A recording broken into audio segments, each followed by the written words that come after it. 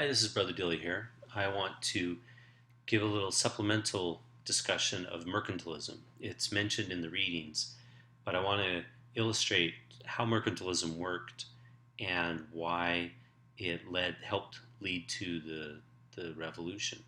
So, mercantilism is an economic philosophy of trade, and the name mercantilism it's the same root as merchant. So mercantilism is the idea that all trade should benefit the crown. And this is not something that just the English did. This was the dominant trade philosophy or economic system of the day. So the Spanish, the Portuguese, the French, the British, they all practiced mercantilism at the time of the colonial era. So let me show you how this worked.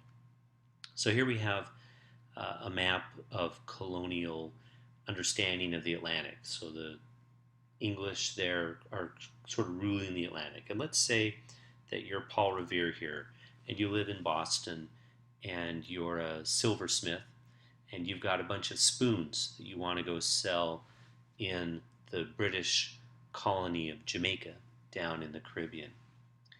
Now, under mercantilism, you're not allowed to just load your spoons up in a boat and send it down to Jamaica.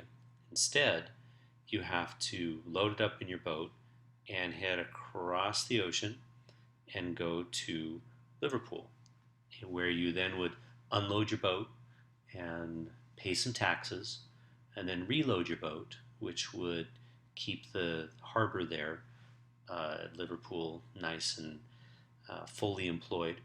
Then once you'd done that, you would go back across the ocean over to Jamaica, and there you would sell your spoons at an inflated price now because you've had to pay taxes and it's taken you weeks to cross the ocean twice.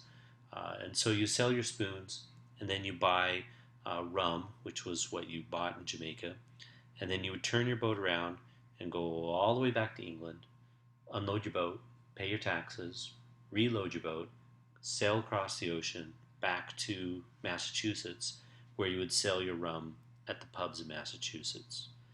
Now, that if you're an English merchant, it would be kind of annoying. And so, something that would be really tempting when you're in Jamaica is to just load your boat and go straight to Massachusetts. That would take a lot less time, and also you wouldn't have to pay a whole raft of taxes. So as a result, there was a lot of smuggling that took place in the Americas as people tried to avoid the many taxes and duties that came through this policy of mercantilism, where all trade would benefit the crown.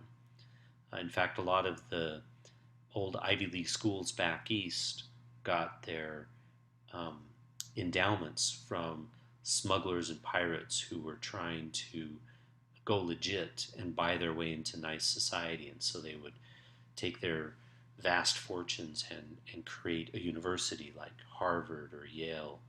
Um, so, because this is such a big problem, a good chunk of the British Navy is parked off the Atlantic seaboard at all times to try to shut down the American smuggling and piracy that was going on.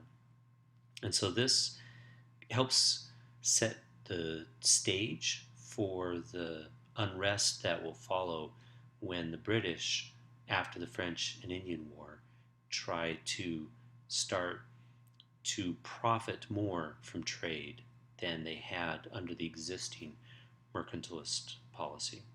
So, I hope that's interesting, and I hope that helps explain why, once England started to um, fiddle with the taxes and the policies of mercantilism, the elites in America, particularly the merchants, stood up and paid very close attention.